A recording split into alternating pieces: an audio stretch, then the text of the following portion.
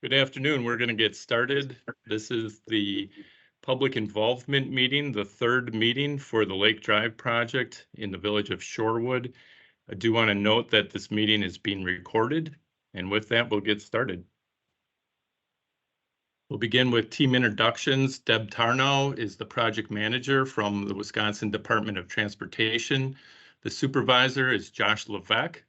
Our contact at the village of Shorewood has been Leanne, and my name's Aaron Bubb. I'm the project manager with Kapoor and Associates. We're the design consultant for this project. The meeting format will follow what we had last June for the second public involvement meeting. This is the first session. It's virtual, being held from 4 to 5. Then we'll have an in-person session at the library from 5 to 7. The same presentation will be given shortly after 5 that you're seeing right now. We do ask that you let the presentation happen, and then we'll open it up to discussion and questions at the end. Our agenda for today includes an overview of the project, a review of the preferred alternative, as well as all the components included within that alternative. We'll talk about the second public involvement meeting, results of that, as well as coordination with the village board. And then we'll discuss the project schedule and open it up to questions. So again, this is Lake Drive, which is State Highway 32 within the village of Shorewood. The southern project limits go from Edgewood Avenue all the way up to Kensington Boulevard. That's about 1.3 miles. And reasons for the project are replacing the failing pavement condition, improving bicycle and pedestrian accommodations, as well as aging municipal underground facilities. The proposed improvements will remove the pavement as well as its base and replace the pavement structure and the curb and gutter. Curb ramps will be updated. It will add bicycle lanes, replace the traffic signal at Capitol Drive, upgrade street lighting, and install village-funded utility improvements. And I'll go into detail on each of these as we work through the presentation. The estimated cost of construction is $8 to $9 million, and there is a cost share agreement in place between DOT where federal and state funds would pay for driving lanes and bike lanes, and parking lanes and municipal sewer and water improvements would be paid for by village funds. There are two historic districts within the project limits. North of Capitol Drive is the North Lakeshore Historic District. It contains 308 properties, of which 86 are located along Lake Drive. South of Capitol Drive is the South Lakeshore Historic District. It has 213 properties, of which 42 are located along Lake Drive. Both of these districts have been determined eligible for the National Register of Historic Places, and the project historian is assessing the project's effect on these districts, and that will require approval from the State Historical Society. So let's look at the preferred alternative. There's two segments, the north segment, which goes from Jarvis Street north to Kensington Boulevard, and the south segment, which goes from Edgewood Avenue up to Shorewood Boulevard. These segments both have the same preferred alternative. It makes up about 81% of the project corridor, and the preferred alternative is a buffered 5-foot bike lane with parking at the curb. Taking a look at the specifics, the preferred alternative will have 11-foot lanes. One in the southbound direction, one in the northbound direction. There'll be one 5-foot bike lane in each direction, and the bike lanes will be separated from the through lanes by a 2-foot buffered protection lane.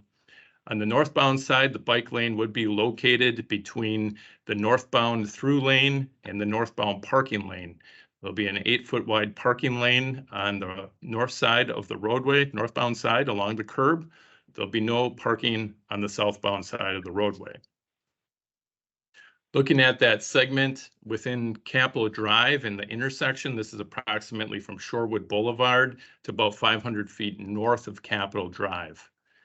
South of Capitol Drive will have a shared roadway with 11-foot lanes. There'll be 2 lanes southbound, 1 northbound left turn lane, and 1 northbound through lane. Again, this mirrors the existing configuration that's out there south of Capitol Drive. North of Capitol Drive, extending about 500 feet north, again, we'll have the shared roadway situation, two 11-foot southbound lanes, one 14-foot shared lane going northbound, and then an 8-foot parking lane against the curb. At the in-person meeting, there will be plan view exhibits to look at the preferred alternative and how all these pieces put together. They will show typical sections as well as details of specific project components. They'll also be posted to the DOT's project website following the meeting, and they will also show the initial grading limits and easements. Looking at additional project components, there's several options that are being incorporated to improve pedestrian safety. And one of those are improving curb ramps for ADA compliancy at all side road intersections. The image on the right is an example of a curb ramp. The project will also install east-west crosswalks with high visibility markings at curb extensions, which are also known as bump outs. And these will be installed at 5 different locations. And we're going to go in depth looking at those 5 locations right now. Moving to the south end of the project, a curb extension is proposed at the Edgewood Avenue intersection. That's right here. The surface would be comprised of grass. It would be extension of the grass parkway that exists between the back of curb and the front of the sidewalk. A curb extension at this location does allow flexibility to transition between the Milwaukee and Village typical sections. Moving north in the corridor, a curb extension is proposed at the Menlo Boulevard intersection. This crossing would also have a rectangular rapid flashing beacon. This crosswalk would lead to the nature preserve, and the location is about halfway between Edgewood Avenue and Capitol Drive. The Village of Shorewood conducted a transportation parking analysis study in 2020, and that study did recommend curb extensions as well as a rectangular rapid flashing beacon at this intersection. And a northern crossing is not proposed here due to the fact that there's an existing driveway on the east side of Lake Drive. North of Capitol Drive, the first intersection is Jarvis Street. A curb extension is proposed at this intersection. There'll be 2 crossings and 2 sets of rectangular rapid flashing beacons. This is right at Atwater Park.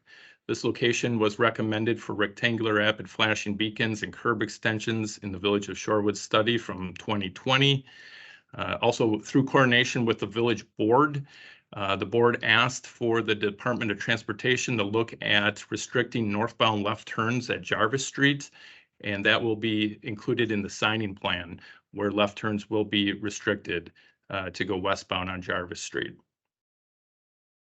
2 blocks to the north is Olive Street, and a curb extension is proposed at this location as well. We're still within the reach of Atwater Park, and a southern crossing is not proposed due to the fact that there's an existing tree on the southeast side of that intersection. And the very north end of the project is Kensington Boulevard. Here too, a curb extension is proposed. This will allow a transition between Whitefish Bay and the Village of Shorewood. And a northern crossing is not proposed due to the fact that there's an existing driveway there. In most cases throughout the project, the existing sidewalk on the east and west sides will remain in place. There will be minor sidewalk replacement for the curb ramps that we just discussed, as well as at driveways. Any sewer and water lateral connections may require some sidewalk to be replaced, and then some sidewalk will also be replaced at Atwater Park. Specifically, that would be to install 2 ADA on-street parking stalls. So here's the location of that, which does require some sidewalk replacement to get those grades to fit in. These ADA parking stalls were also recommended in the Village of Shorewood's transportation and parking analysis study. As far as drainage goes in the corridor, the existing inlet structures would be replaced with catch basins. Many of the drainage laterals are clay pipe. Those will be replaced with the project. From Edgewood up to Newton, combined sewer will be replaced. And then throughout the project, more than 6,000 lineal feet of water main will be replaced. So connections for sewer and water laterals out to the sidewalk will also be included in the project. Street lighting will be upgraded. There'll be a replacement with new wire and conduit, new poles and LED luminaires. The street lighting will have a similar appearance to the lights that are already out there. And then at the Capitol Drive intersection, the traffic signal will be replaced. The village has expressed concerns with having knockdowns, vehicles driving over the signal located in the northwest corner. Those traffic signal facilities will be positioned in a way to minimize the potential for those knockdowns. Monotubes will be installed and they will be painted in a shorewood green color to match the existing signals that are already in the corridor. Moving on to right-of-way, there's no fee right-of-way. There are no relocations at all. I did mention that the driveway aprons are going to be replaced, as well as the curb ramps. So to blend slopes into adjacent properties, the exhibits will show these cyan dashed lines. Those are the grading limits. And in some cases, we need easements, temporary easements to allow the contractor to build these improvements. Those are shown here in purple and listed as TLE for temporary limited easement. So you'll be able to see those approximately 19 locations on the exhibits. There's also special privilege permit items allowed by the village, where property owners are allowed to have landscaping, irrigation, security, and pet fences within the right-of-way. In some cases, these items will be in conflict with proposed grading for the project. The homeowner is responsible for removing those prior to construction and replacing them themselves after the project. Going back to last June, the second public involvement meeting was held in a similar fashion as I stated earlier. Previous stakeholder responses are summarized on the top green box on the slide. The majority of feedback received supported preserving existing trees located in the terrace, and the majority of feedback was opposed to pavement widening. At the second public involvement meeting, DOT reiterated that widening options would be eliminated. DOT is working with the village to preserve and protect the existing trees located in the terrace areas. At this meeting, the replace in kind was also eliminated, as well as parking from the west side of Lake Drive. After that meeting, 33 comments were received. 5 were in favor of removing parking, 2 were opposed, 29 people were in favor of installing bike lanes within the corridor, 1 person was opposed, and 19 people asked for a protected bike lane. 21 people were in favor of pedestrian safety enhancements, and no one was opposed to that. And 17 people were in favor of installing rectangular rapid flashing beacons. 1 person was opposed. After that meeting, the DOT team continued to work through the feedback and develop alternatives. The DOT did present to the village board on November 7th of the past year, and they discussed pedestrian safety enhancements, specifically the curb extensions or bump outs. So again, these would occupy the parking lane. They'd only be on the east side of the roadway, and we reviewed the 5 locations earlier. These would be funded by WIS, and this was approved 6-0 by the village board. Another pedestrian safety enhancements would be high visibility crosswalk markings.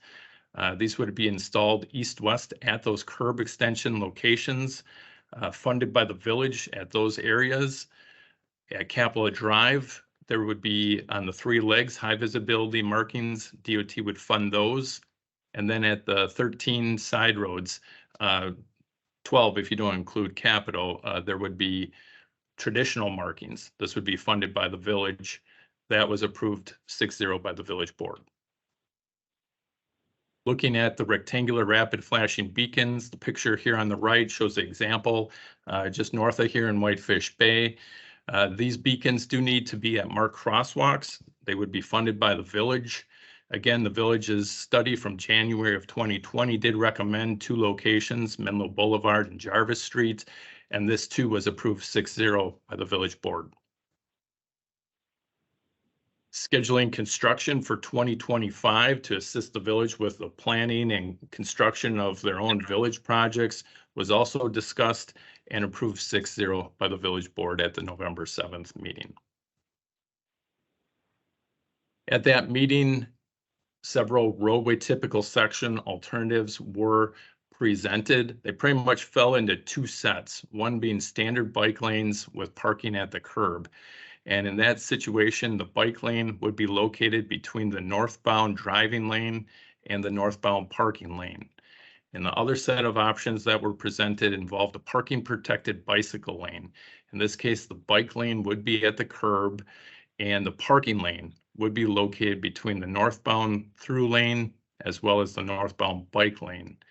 Village board voted 5-1 to defer this to the November 21st meeting. So between those two meetings, the Parks and Public Spaces Committee meeting met on November 15th. They did recommend a parking protected bike lane. This is similar to a City of Milwaukee proposal being installed south of Edgewood.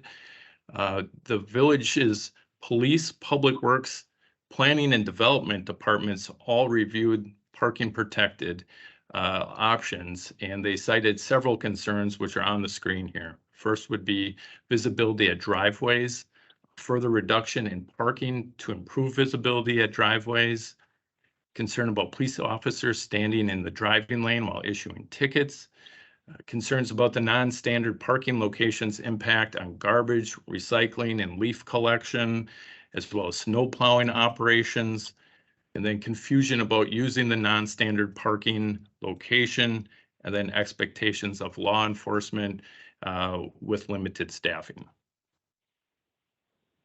Ultimately, the village board voted 5-1 to go with standard bike lanes with parking at the curb. So that means that the bike lane would be located between the northbound driving lane and the northbound parking lane. So again, that was approved 5-1. Looking ahead to the project milestones, after this meeting, a 30-day comment period would end at the end of February. The environmental document is due to be submitted beginning of April. A right-of-way plat due at the end of June. There would be about 10 months to acquire real estate. This would be the 19 TLEs that we discussed earlier. There'd be a fourth public involvement meeting middle of 2024 to discuss construction staging and access. Final plans are due in August with construction in 2025. The QR code on the screen will take you to the DOT's website. On there will be a copy of the slides presented today, as well as the exhibits. We'll also have a handout there and a comment form. Here's the example form. You can send that to Deb Tarnow, the DOT project manager. Again, here are the project contacts. I'll leave those on the screen for a second. With that, we'll open it up to discussion. If anyone has a question, you can either put it in the chat or raise your hand, and we will call on you. I'm going to raise your hand.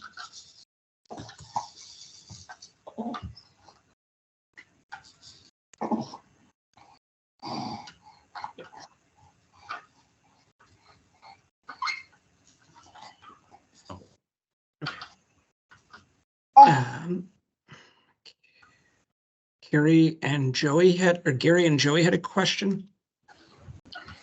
Hi, can you hear me? Yes.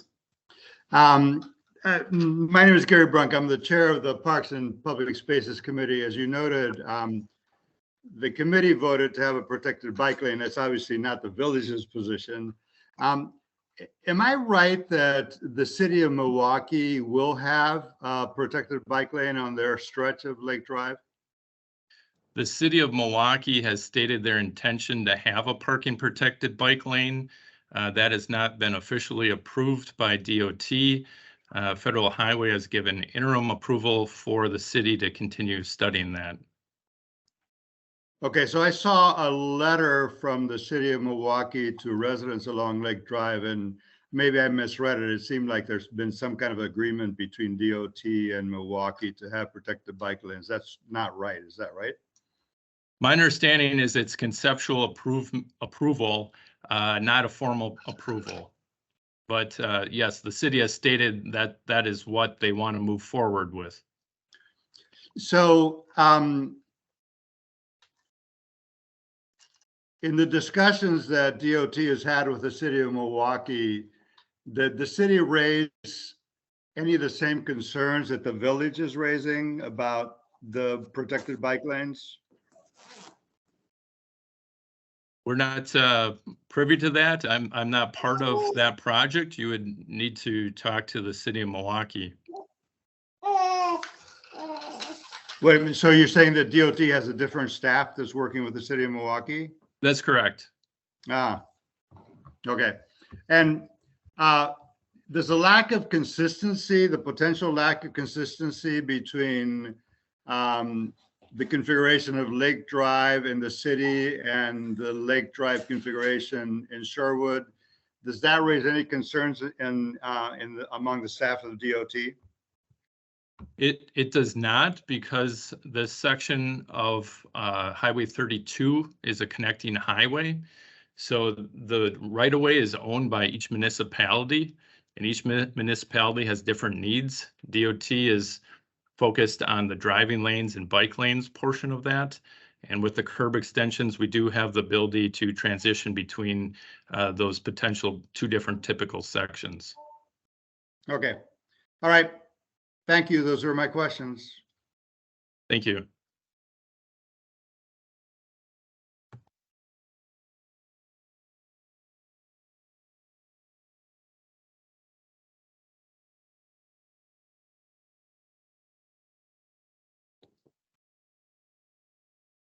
What was the location of this? What was the location of the ADA parking? So there's a question coming in on the location of the ADA parking and how that was determined. It's pretty much in the middle of the park between Capitol and its northern boundary, just south of Jarvis. The main location was chosen to have the minimal impact to trees. And so in that location, there is one small tree, probably a 4-inch diameter tree that would need to be relocated, but no major trees would be impacted by the on-street ADA parking there. The other thing is the village has several driveway access ramps that they need for maintenance. And so it's trying to fit it in there with respect to all the other constraints that are in that short stretch. Next question. How do bump outs impact pedestrians, traffic, snow removal, etc.? So the question is, how do the curb extensions affect pedestrians as well as snow removal, if that's what I'm hearing, and traffic? As far as snow removal, obviously they need to drive around the bump out, which they don't have to today. As far as pedestrian goes, it allows the pedestrians to get out front and be seen better by vehicles traveling northbound and southbound. The other thing that it does is it shortens the crossing distance. So inherently, curb extensions bring an element of safety for the pedestrian. And in fact, the Wisconsin Department of Transportation tracks crash modifications for certain enhancements. And at non-signalized intersections, DOT has found that a curb extension reduces the potential for crashes with pedestrians by 37%.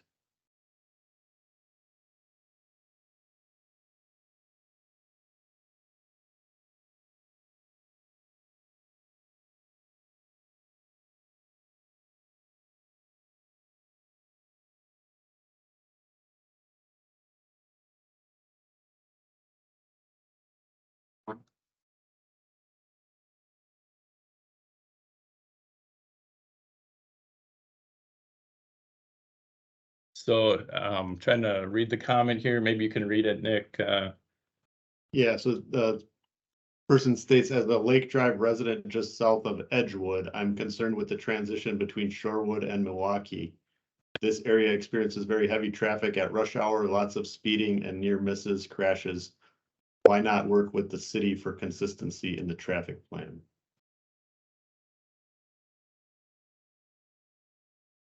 Well, the travel lanes are consistent, and in my opinion, having the curb extension there prevents people from driving through those outside lanes that you may see today. You know, thinking back to a couple years ago when the pavement marking in both segments was 2 lanes in each direction, you obviously had that. So today, you know, in looking at what the proposal will be, this is quite the change to have one direction of traffic in each lane and the curb extensions as a physical barrier, not only helping pedestrians with better visibility, but preventing vehicles from driving through those areas.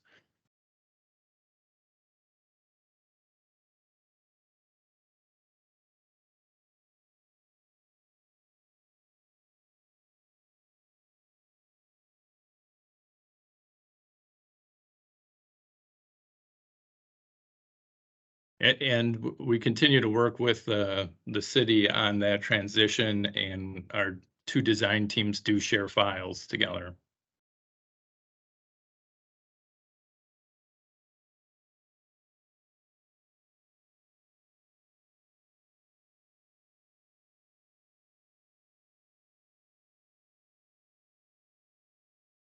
If there's nothing further, we'll conclude this. Again, contact information was included on the slides. The invite to the meeting also included a QR code to take you to the DOT's website where you can view all that information. So with that, appreciate everyone joining. We'll conclude and resume again at 5 o'clock at the Shorewood Library Village Center. Thank you.